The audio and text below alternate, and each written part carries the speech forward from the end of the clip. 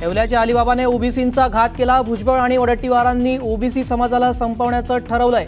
मनोज जरांगेंचा पुन्हा एकदा हल्लाबोल।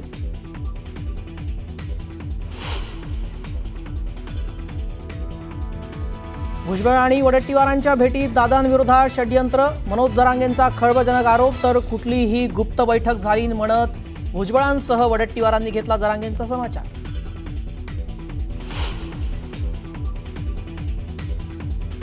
मातोश्रीवर रविवारी राजकीय चर्चा झाली, तर मेळाव्यात कुणीही काहीही व्यक्त केलं तरीही फरक पडत नाही। ठाकरे बंधू एकत्र येणारच। ठाकरे बंधूंच्या युतीच्या मुद्द्यावरून संजय राऊतांचा पुनरुच्चार।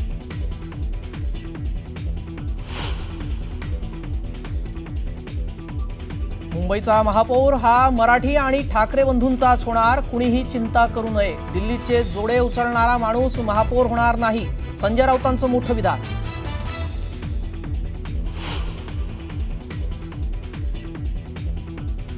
राज ठाकरेंच्या उपस्थितीत मनसेची महत्त्वाची बैठक। मनसे नेते सरचिटणीसांसोबत राज ठाकरेंची चर्चा। स्थानिक स्वराज्य संस्था निवडणूक आणि पक्ष बांधणी संदर्भात चर्चा।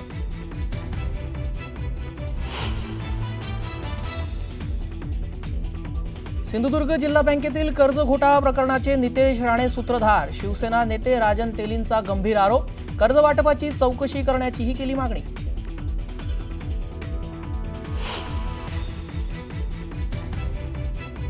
दिवाळीला काही दिवस शिल्लक असताना आनंदाच्या शिद्याबाबत अद्याप कुठलीही हालचाल नाही। आर्थिक अडचणीमुळे योजना बंद होण्याच्या मार्गावर असल्याची चर्चा।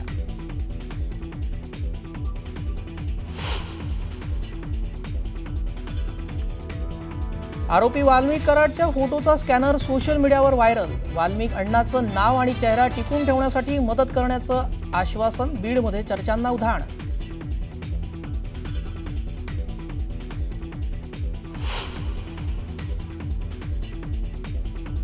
आदिवासी विकास मंत्री अशोक उईकेंचा ताफा। ठाकरेंच्या शिवसेनेच्या कार्यकर्त्यांनी अडवला। ओला दुष्काळ जाहीर करण्याच्या मागणीवरून कार्यकर्ते आक्रमक।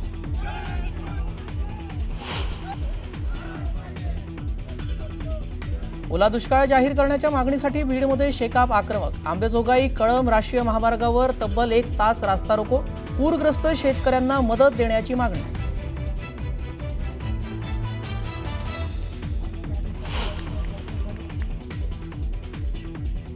कोल्ड्रिप सिरपमुळे लहान मुलांची प्रकृती बिघडण्याचं प्रमाण वाढलं। मध्य प्रदेशातील 16 ते 18 मुलांवर नागपुरात उपचार सुरू। तर आतापर्यंत 9 मुलांचा मृत्यू झाल्यानं खळबळ।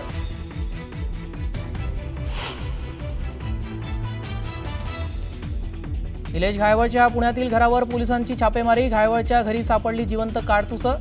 तर घायवळचं कार्यालय ही पोलिसांनी केलं सील।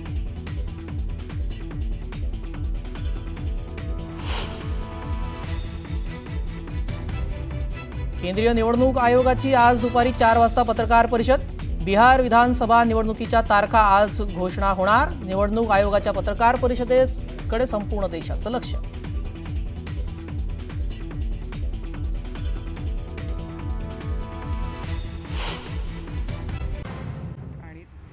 न्यायालयाच्या लढाईमध्ये आम्ही आमचा विषय जो मांडणार आहे त्यातनं ते बाहेर पडतील हा आम्हाला विश्वास आहे। माझी या मीडियाच्या समोर तुमच्या सगळ्यांच्या समोर विनंती आहे की ही न्यायालयीन लढाई आहे। ज्या न्यायालयामध्ये जे चालू आहे ते चालू राहणार आहे, पण हा आमच्या परिवाराचा विषय आहे। माझ्या 2 लहान मुलांच्या भविष्याचा विचार करून मी तुम्हा सगळ्यांना विनंती करते आहे की आता ह्या विषयावरती आपणही चर्चा थांबवावी, कारण माझ्या 2 मुलांच्या भविष्यावरती ह्या सगळ्या गोष्टीचा अतिरेक होतोय किंवा त्याचा त्या दोघांच्या भविष्यावरती कुठेतरी आता परिणाम व्हायला लागतोय।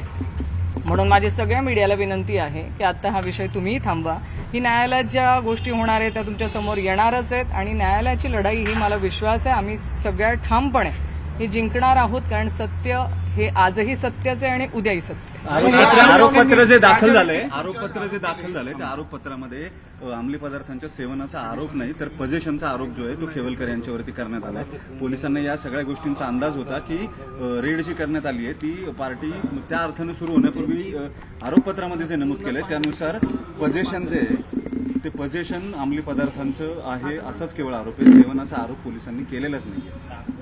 मी तुम्हाला सांगितलं ना, ही न्यायालयीन लढाई आहे, याच्यावर सगळे विषय तुमच्या समोर येणारच आहेत। जशा न्यायालयामध्ये तारखा लागतील, त्या तारखांमध्ये ह्या सगळ्या गोष्टी चर्चेला येतील आणि सत्य बाहेर येईल. या काळात राज्य महिला आयोगाच्या अध्यक्ष रुपाली चाकणकर यांनी काही गंभीर आरोप केले होते तुमच्या कुटुंबियांवरती, व्हिडिओ संदर्भात, सीडी संदर्भात. माझी तुम्हा सगळ्यांना एकच विनंती आहे की ह्या सगळ्या विषयासंदर्भामध्ये न्यायालयीन चौकशी, आणि आम्ही न्यायालयात गेलेलो आहोत, आम्ही न्यायालयामध्ये न्याय मागतोय. माझा न्याय व्यवस्थेवरती संपूर्णपणे विश्वास आहे.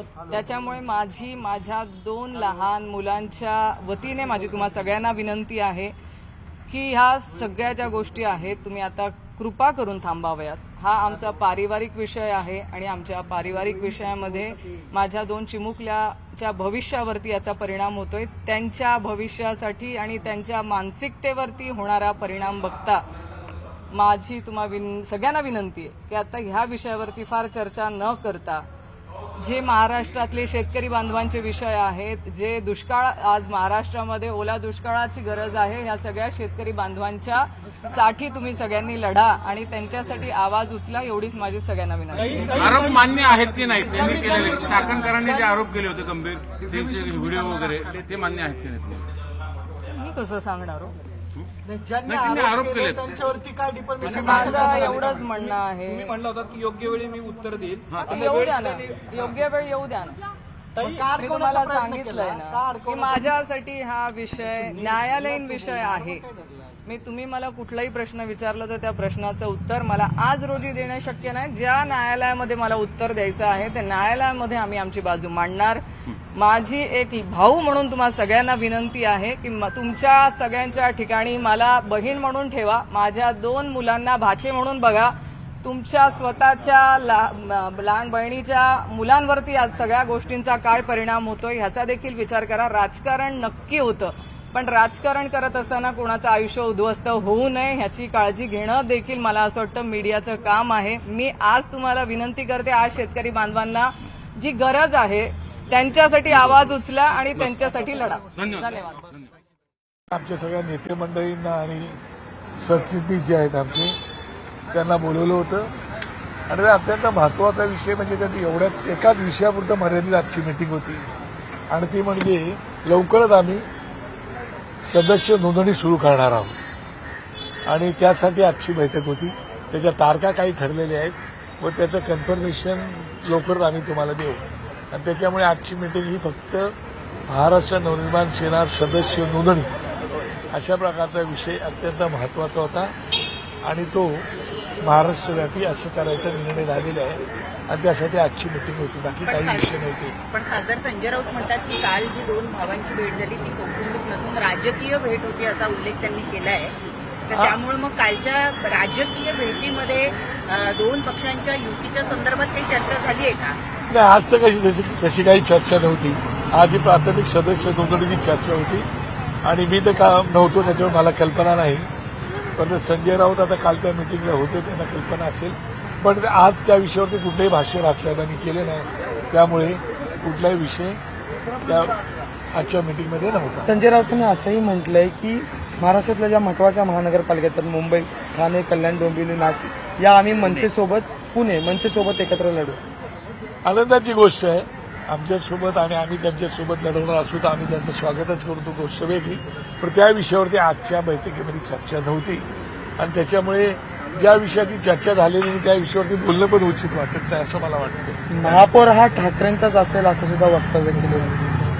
हा मुंबईतलं जर सामान्य मतदार पाहिला तर त्यांचं ठाकरे परिवारावरती प्रचंड प्रेम आहे आणि त्या आत्मविश्वासाने त्यांनी ते बोललेलं असेल आणि मलाही वाटतंय की भविष्यामध्ये नक्कीच चांगले घडेल. मुंबई महापालिका असेल किंवा मग ठाणे, कल्याण, डोंबिवली. आता ठाण्यात तर महाविकास आघाडीसोबत मनसे एकत्र आलेली पाहायला मिळते. जितेंद्र आव्हाड यांच्या घरी जी बैठक झाली त्या ठिकाणी अविनाश जाधव सुद्धा उपस्थित होते. मोर्चाला एकत्र उपस्थित दाखवणार. मला वाटतं की त्या विषयावरती मला बरोबर माहिती नाही, पण मी काल जी माहिती बघितलं त्याप्रमाणे त्याची लोकल लेवलवर त्यांची बैठक झाली असेल. त्या विषयामध्ये आमच्यामध्ये काही डिस्कशन किंवा चर्चा काही झालेलं नाही. रामदास कदमांनी ज्या पद्धतीनं बाळासाहेब ठाकरेंच्या निधनाच्या बाबतीत जी विधानं केलेली आहेत, तुमच्यात सुद्धा त्यांनी नावाचा उल्लेख केला होता की बाळासाहेब यांचं पार्थिव अँब्युलन्समधनं शिवाजी पार्कमध्ये आणलं जाणार होतं आणि त्या बाबतीत बाळ नांदगावकरांनी सुद्धा बोलले होते, असा एक त्यांनी संदर्भ दिलाय. नेमकं काय तथ्य आहे ज्या पद्धतीनं रामदास कदम आता आरोप करतात? नाही, आता कसं आहे, मला माईक माझ्यासमोर आलं तर मी बोलत असतो, त्याप्रमाणे त्यांनी काही एखादं वक्तव्य केलं असेल तर त्या विषयावरती बोलणं मला काही उचित वाटत नाही, असं माझी स्पष्ट भूमिका आहे. पण इतक्या वर्षानंतर आता रामदास कदम यांनी हे जे रोज या मुद्द्यांवर बोलायला सुरुवात केलेली आहे, त्याच्या मागे काही राजकीय कारण आहे असं वाटतं का? मला असं वाटतं वातावरण की आम्ही निर्मिती केली सगळेच जाते. बाळासाहेबांचे सैनिक आहोत, कालही होतो, आजही आहोत, जरी बाळासाहेब नसते तरी. आणि त्यामुळे बाळासाहेबांच्या विषयाशी बोलणं हे माझ्यासारख्या शिवसैनिकांना काही योग्य वाटत नाही आणि मी त्याच्यावरती काही भाष्य करणार नाही. स्थानिक स्वराज्य संस्थांच्या नगर परिषदांच्या जे रचना आहेत त्या सोडती आज आरक्षण वगैरे सगळं जाहीर झालेलं आहे. स्थानिक स्वराज्य संस्थांच्या निवडणुका कधी होत हे आता वाटतं. एकंदरीत मी आता तुम्हाला माहिती आहे की मी काल मराठवाड्यामध्ये फिरत होतो. आजच्या बैठकीमुळे मी आलो, अजून आमची लोक आज सोलापूरमध्ये वगैरे गेली.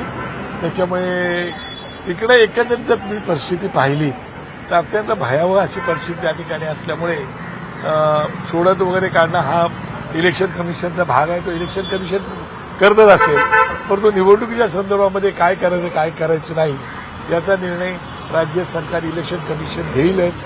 परंतु एकंदरीत लोकांमध्ये जो दिसतंय ते पाहिल्यानंतर मला वाटते की कितपत त्यांची भावना होईल आणि निवडणुका घेतील त्याबद्दल मी शासन नाही. अतिवृष्टीच्या भागाचा दौरा तुम्ही केलेला आहे, काय वाटतं सरकारची, तुम्ही जाऊन किट वाढले पण सरकारची मदत पोहोचली आहे का?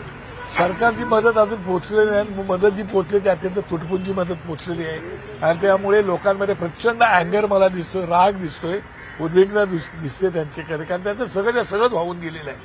त्यामुळे लोकांमध्ये प्रचंड प्रमाणामध्ये मला संताप दिसला आणि तो मी आता प्रत्यक्ष जाऊन आल्यामुळे मला त्याची कल्पना. मी बांधावर पण गेलो तर त्याच्यामुळे बियाणं वाटलं त्यावेळेला नेमकं शेतकऱ्यांच्या प्रतिक्रिया काय होत्या, काय प्रतिक्रिया आल्या शेतकऱ्यांकडनं, कारण जमिनीच वाहून गेलेल्या आहेत तर त्याचा कितपत फायदा विषय या क्षणाला होणार आहे? तुम्ही एक लक्षात घ्या, आम्ही इतर लोकांनी जी मदत केलेली ती असेल ती भरभरून आलेलेच अन्न धान्य वगैरे वगैरे, पण बी बियाणे ते एवढ्यासाठी दिलं की आता खरीपाचा जे हंगाम होता तो खरीपाचा हंगाम या पावसाने वाहून गेलेला आहे आणि आता दिवाळीचा रब्बीचा हंगाम चालू होणार आहे. एक बळवंत मुळे म्हणून भूमी परांड्याला मला शेतकरी भेटला, तो रडत रडत माझ्याशी बोलत होता, भूमी परांड्याचा शेतकरी, की आता आम्हाला खरीपाचं पीक आमचं वाहून गेलं, आता आमचं रब्बीचं पीक आम्हाला घ्यायचं आहे.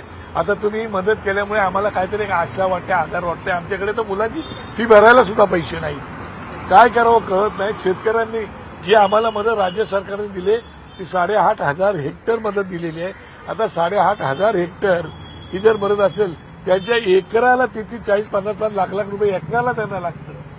मी मुरुड गावामध्ये एका गेलो होतो, तिकडे ते 4.5 एकराचं इंदुमती म्हणून एक महिला होती शेतकरी, तिचे 4.5 एकराची तिची सोयाबीन लावलेलं अख्खं वाहून गेलो. तर मी त्यांना चिखलात काम करताना ती स्वतः ती बिचारी कॅन्सरग्रस्त होती, ती स्वतः तिचे पतिदेव त्यांची मुलं त्यांच्या सुना त्या चिखलामध्ये उठून सोयाबीन काढत होते आणि वाळत घ्यायला बघत होते आणि पुन्हा पाऊस येत होता. मी त्याची अवस्था बघून आलेलो आहे. अत्यंत भयावह आणि दयनीय अवस्था शेतकऱ्यांची आहे. त्याच्यामध्ये बँकाचा तगादा तो लागलेलाच आहे, त्या तगाद्यामुळे ते आणखीन परेशान आहेत. सरकारची मदत नाहीये. एक मात्र नक्की आहे की आम्हाला, म्हणून आम्ही त्यावेळी म्हणालो की शेतकऱ्यांना 4 लाखाची, ज्यांच्या मृत्यू चर्चे झाले त्यांना 4 लाखाची मदत दिली काय, आणि एका ठिकाणी अहमदाबादला विमान पडलं त्या मृत्यू झालेल्या लोकांना 1 कोटी रुपयाची मदत दिली. मला कळत नाही, त्यांना दिलीच पाहिजे मदत, ते केलं चांगलं केलं, परंतु शेतकऱ्याला मृत्यू 4 लाख कुठे आणि 1 कोटी कुठे, तफावत तर बघा. त्याच्यात बँकेचा तगादा लागलेलाच आहे.